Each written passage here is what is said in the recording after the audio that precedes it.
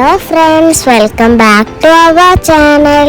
ഇന്നത്തെ നമ്മുടെ റെസിപ്പി എന്ന് പറയുന്നത് വളരെ എളുപ്പത്തിൽ ഉണ്ടാക്കാൻ പറ്റുന്ന എന്നാൽ നല്ല ടേസ്റ്റി ആയിട്ടുള്ള ഒരു മാങ്ങ അച്ചാറാണ്. ഇപ്പോഴാണെങ്കിൽ മാങ്ങയുടെ സീസണൊക്കെ തുടങ്ങി, അപ്പോൾ എല്ലാവർക്കും മാങ്ങ ഈസിലി കിട്ടുന്ന ഒരു സംഭവം തന്നെയാണ്. പിന്നെ നമ്മൾ ഈ ഒരു അച്ചാർ വളരെ എളുപ്പത്തിലാണ് ഉണ്ടാക്കിയെടുത്തിരിക്കുന്നത്. എന്നിരുന്നാലും കുറച്ചധികം നാൾ തന്നെ ഈ ഒരു അച്ചാർ കേടാവാതെ ഇരിക്കുകയും ചെയ്യും. അപ്പോൾ നല്ല ടേസ്റ്റി ആയിട്ടുള്ള ഈ ഒരു മാങ്ങ അച്ചാർ എങ്ങനെയാണ് ഉണ്ടാക്കുന്നതെന്ന് കണ്ടുനോക്കാം. അതിനു മുമ്പായിട്ട് എപ്പോഴും പറയുന്ന പോലെ തന്നെ നമ്മുടെ ഈ ഒരു ചാനൽ ആദ്യമായിട്ട് കാണുന്ന ഏതെങ്കിലും കൂട്ടുകാരുണ്ടെങ്കിൽ ഒന്ന് സബ്സ്ക്രൈബ് ചെയ്തിട്ടൊന്ന് സപ്പോർട്ട് ചെയ്യണേ. അപ്പം ഇനി ഒട്ടും സമയം കളയാതെ നമുക്ക് അച്ചാർ ഉണ്ടാക്കി തുടങ്ങാം. അപ്പോൾ അതിനായിട്ട് ഞാനിപ്പോൾ ഒരു 5 മാങ്ങ എടുത്തിട്ടുണ്ട്. നല്ല പച്ച മാങ്ങ തന്നെയാണ്. അപ്പോൾ ഈ മാങ്ങ ആദ്യം നമുക്ക് നന്നായിട്ടൊന്ന് കഴുകിയതിന് ശേഷം ഇതുപോലെ നല്ല രീതിക്കൊന്ന് തുടച്ചെടുക്കാം. നമ്മൾ അച്ചാർ ഉണ്ടാക്കുമ്പം ഒട്ടും തന്നെ വെള്ളത്തിൻ്റെ അംശം ഉണ്ടാകാൻ പാടില്ല. അപ്പോൾ അതുകൊണ്ടാണ് നന്നായിട്ടൊന്ന് തുടച്ചെടുക്കുന്നത്. ഇനി നമുക്ക് ഈ മാങ്ങ ഒന്ന് കഷ്ണങ്ങളായിട്ടൊന്ന് മുറിച്ചെടുക്കണം. അപ്പോൾ ഞാനിപ്പോൾ ഈ മാങ്ങ ഇപ്രാവശ്യം തൊലിയോട് കൂടെ തന്നെയിട്ടാണ് ഉണ്ടാക്കിയെടുക്കുന്നത്. അപ്പോൾ അതുകൊണ്ടാണ് തോലൊന്നും കളയാണ്ട് തന്നെ മുറിച്ചെടുക്കുന്നത്. ഇനിയിപ്പോൾ നിങ്ങൾക്ക് തോല് കളഞ്ഞിട്ട് ഉണ്ടാക്കണം എന്നുണ്ടെങ്കിൽ അങ്ങനെ ചെയ്യാം, ഒരു കുഴപ്പമില്ല. അതുപോലെ തന്നെ ഈ ഒരു മാങ്ങ ഞാൻ ചെറിയ പീസസ് ആയിട്ടല്ല കട്ട് ചെയ്യുന്നത്, അത്യാവശ്യം വലുപ്പമുള്ള പീസസ് ആയിട്ട് തന്നെയാണ് കട്ട് ചെയ്തെടുക്കുന്നത്. ഞാൻ നേരത്തെ പറഞ്ഞല്ലോ, കുറച്ചധികം നാൾ കേടാവാതെ ഇരിക്കുന്ന ഒരു അച്ചാറാണെന്നുള്ള. അപ്പോൾ വല്ലാണ്ട് ചെറിയ പീസായിട്ട് കട്ട് ചെയ്ത് കഴിയുമ്പം കുറച്ച് നാളെ നമ്മൾ എടുത്തു കഴിയുമ്പോൾ അടിയിലുള്ള ആ മാങ്ങയൊക്കെ തന്നെ നല്ലോണം കുഴഞ്ഞു പോകും. അപ്പോൾ ഇതുപോലെ വലിയ പീസ് ആകുമ്പോൾ നമുക്ക് തീരുന്നത് വരെയും ആ ഒരു മാങ്ങയുടെ കഷ്ണം കടിക്കാനായിട്ട് കിട്ടും. അപ്പോൾ അതിന് വേണ്ടിയിട്ടാണ് ഞാൻ ഇതുപോലെ വലിയ പീസായിട്ടൊന്ന് കട്ട് ചെയ്തിരിക്കുന്നത്. അപ്പോൾ ഈ മാങ്ങ മുഴുവനും ഒന്ന് കട്ട് ചെയ്ത് കഴിഞ്ഞിട്ടുണ്ട്. ഇനി നമുക്ക് ഈ ഒരു മാങ്ങയിലേക്ക് ആവശ്യത്തിനുള്ള ഉപ്പ് ചേർത്ത് കൊടുക്കാം. അപ്പോൾ ഞാനിപ്പോൾ ഒരു 1.5 ടീസ്പൂണോളം ഉപ്പ് ചേർക്കുന്നുണ്ട്. ഇനി ഇതിൻ്റെ കൂടെ വേണമെങ്കിൽ മഞ്ഞൾപ്പൊടി ചേർക്കാം. ഞാനിപ്പോൾ മഞ്ഞൾപ്പൊടി ചേർക്കുന്നില്ല, ഉപ്പ് മാത്രം ചേർത്തിട്ട് ഇതുപോലെ നന്നായിട്ടൊന്ന് മിക്സ് ചെയ്ത് എടുക്കുകയാണ് ചെയ്യുന്നത്. അപ്പോൾ മഞ്ഞൾപ്പൊടി എണ്ണയിൽ ചൂടാക്കിയിട്ട് ഇട്ട് കൊടുക്കാം. അപ്പോൾ കുറച്ചുകൂടെ ഒരു ഫ്ലേവറും ഉണ്ടാവും, കുറച്ചധികം നാൾ കേടാവാതെ ഇരിക്കുകയും ചെയ്യും. അപ്പോൾ അതിന് വേണ്ടിയിട്ടാണ് മഞ്ഞൾപ്പൊടി ഇപ്പോൾ ചേർക്കാത്തത്. ഇനി ഇതുപോലെ നന്നായിട്ടൊന്ന് ഉപ്പൊന്ന് മിക്സ് ചെയ്തതിന് ശേഷം നമുക്ക് ഈ മാങ്ങ ഒന്ന് ഉപ്പ് പിടിക്കാനായിട്ട് കുറച്ച് നേരം ഒന്ന് മാറ്റി വയ്ക്കാം. ഒരു അരമണിക്കൂറൊക്കെ തന്നെ മാറ്റി വെച്ചാൽ മതിയാവും. ആ ഒരു സമയം കൊണ്ട് നമുക്ക് ഈ ഒരു മാങ്ങയിലേക്കുള്ള ഒരു സ്പെഷ്യൽ മസാലക്കൂട്ട് തയ്യാറാക്കാം. അപ്പോൾ അതിനായിട്ട് ആദ്യം ഒരു പാൻ ചൂടാക്കാൻ വെച്ചിട്ടുണ്ട്. ഇനി ഇതിലേക്ക് നമുക്ക് ആദ്യം ചേർത്ത് കൊടുക്കേണ്ടത് കടുകാണ്. അപ്പോൾ ഒരു 3 ടേബിൾ സ്പൂൺ അളവിലാണ് കടുക് ചേർക്കുന്നത്. നമ്മളിപ്പോൾ എടുത്തിരിക്കുന്നത് ഒരു 1.5 കിലോയോളം മാങ്ങ വരും. അപ്പോൾ അതിന് ഇത്രയും തന്നെ മസാല വേണം. അപ്പോൾ 3 ടേബിൾ സ്പൂൺ കടുക് ചേർക്കുന്നുണ്ട്. അതിൻ്റെ കൂടെ തന്നെ 1 ടേബിൾ സ്പൂൺ അളവിൽ ഉലുവയും കൂടെ ചേർത്ത് കൊടുക്കുന്നുണ്ട്. ഇനി ഈ ഉലുവയും കടുകും കൂടെ നമുക്ക് നന്നായിട്ടൊന്ന് പൊട്ടിച്ചെടുക്കണം. അപ്പോൾ എണ്ണയൊന്നും ഇല്ലാണ്ട് നോർമൽ പാന് ചൂടായതിന് ശേഷം ഇട്ട് കൊടുക്കുകയാണ് ചെയ്യുക. അപ്പോൾ ഉലുവയൊക്കെ തന്നെ ഒന്ന് മൂത്ത് വരുമ്പോൾ ഒരു കളർ ചേഞ്ചൊക്കെ തന്നെ വരും. അതുപോലെ നല്ലൊരു ഫ്ലേവറും ഉണ്ടാവും. അപ്പോൾ കരിഞ്ഞു പോവാതിരിക്കാൻ മാത്രം പ്രത്യേകം ഒന്ന് ശ്രദ്ധിക്കണം. ഇനി ഈ ഉലുവയും കടുകും ഒക്കെ തന്നെ ഇതുപോലെ നന്നായി പൊട്ടിക്കഴിയുമ്പം ഇതിലേക്ക് ഒരു തണ്ട് കറിവേപ്പിലയും കൂടെ ചേർത്ത് കൊടുക്കുന്നുണ്ട്. അപ്പോൾ ഈ ഒരു അച്ചാർ ഉണ്ടാക്കുന്ന സമയത്ത് ഈ ഒരു കറിവേപ്പിലയും കൂടെ ഒന്ന് വറുത്ത് പൊടിച്ചിടുമ്പം ഒരു സ്പെഷ്യൽ ഫ്ലേവറും ടേസ്റ്റും ആയിരിക്കും ഉണ്ടാവുക. അപ്പോൾ കറിവേപ്പിലയും ഇതുപോലെ നന്നായിട്ടൊന്ന് ഫ്രൈ ആവണ വരെ നമുക്കൊന്ന് വെയിറ്റ് ചെയ്യാം. അതിനുശേഷം ഇതിലേക്ക് 1 ടീസ്പൂൺ അളവിൽ കായപ്പൊടിയാണ് ചേർക്കുന്നത്. അത് നോർമലി വറുക്കേണ്ട ആവശ്യമില്ല, ഞാൻ എന്നിരുന്നാലും ഒന്ന് ചൂടാക്കിയിട്ട് ഇട്ട് കൊടുക്കാമെന്ന് വിചാരിച്ചിട്ടാണ് ഇതിൻ്റെ കൂടെ ഇട്ട് കൊടുത്തിരിക്കുന്നത്. അപ്പോൾ ഇതെല്ലാം തന്നെ നന്നായിട്ടൊന്ന് മൂത്ത് വന്നിട്ടുണ്ട്.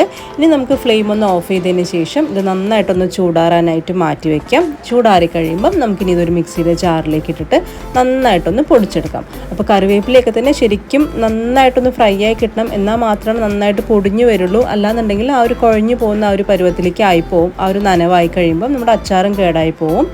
ഇനി ഇത് നല്ല രീതിക്ക് ഇതിപ്പോൾ ഒന്ന് പൊടിച്ചെടുത്തിട്ടുണ്ട്. വല്ലാണ്ട് ഫൈൻ പൗഡറായിട്ടല്ല, ഒരല്പം തരിതരിയായിട്ട് തന്നെയാണ് ഒന്ന് പൊടിച്ചെടുത്തിരിക്കുന്നത്.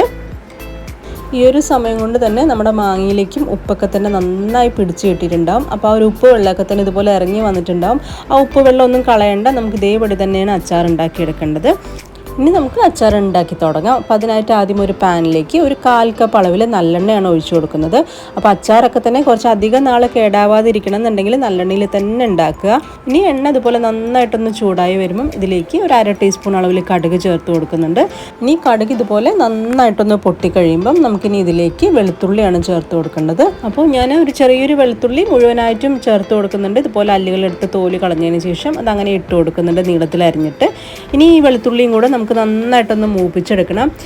ചിലർ മറ്റേ അച്ചാർ ഉണ്ടാക്കുമ്പം അതിനകത്ത് ഇഞ്ചിയും കൂടെ ചേർക്കാറുണ്ട്. ഞാൻ ഇഞ്ചി ചേർക്കാണ്ടാണ് പൊതുവേ മാങ്ങച്ചാർ ഉണ്ടാക്കുക. ഇനി ഉള്ളി ഇതുപോലെ നന്നായി മൂത്ത് കഴിയുമ്പോൾ നമുക്ക് ഫ്ലെയിം ഒന്ന് ലോയിലേക്ക് വെക്കാം, അല്ലാന്നുണ്ടെങ്കിൽ ഫ്ലെയിം ഒന്ന് ഓഫ് ചെയ്ത് വെക്കാം. അതിനുശേഷം പൊടികൾ ചേർത്ത് കൊടുക്കാം.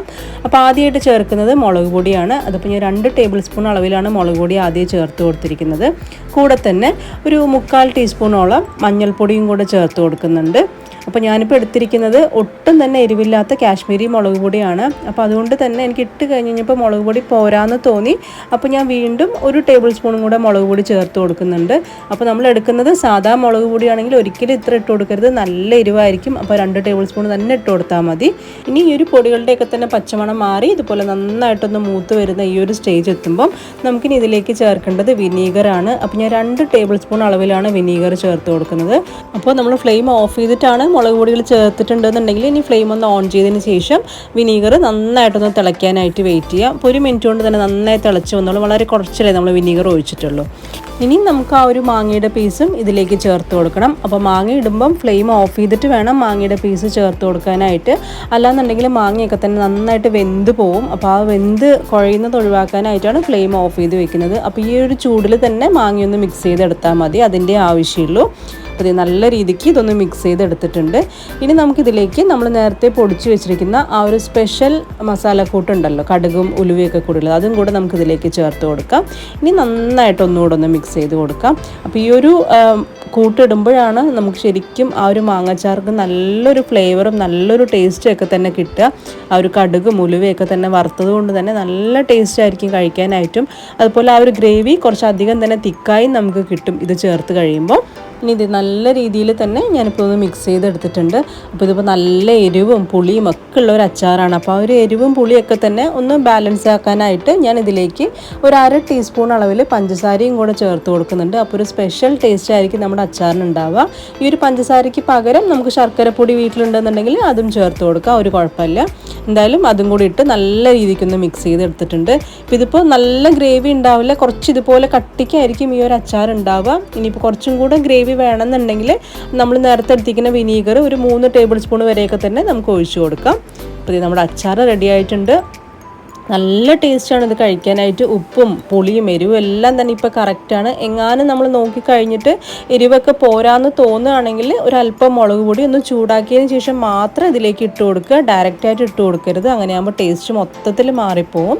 അങ്ങനെ നല്ല കിടിലൻ ടേസ്റ്റിലുള്ള നമ്മുടെ മാങ്ങാച്ചാറ് റെഡി ആയിട്ടുണ്ട്. നമുക്ക് ഈ ഒരു അച്ചാർ ചോറിൻ്റെ കൂടെ മാത്രമല്ല, ചപ്പാത്തിയുടെ കൂടെയും അതുപോലെ ആലു പൊറോട്ടൻ്റെ കൂടെയൊക്കെ തന്നെ നല്ലൊരു കോമ്പിനേഷനാണ് കഴിക്കാനായിട്ട്. എനിക്ക് നല്ല ഇഷ്ടമാണ് ഇത് ചപ്പാത്തിയുടെ കൂടെയൊക്കെ തന്നെ ഈ ഒരു അച്ചാർ കഴിക്കാനായിട്ട്.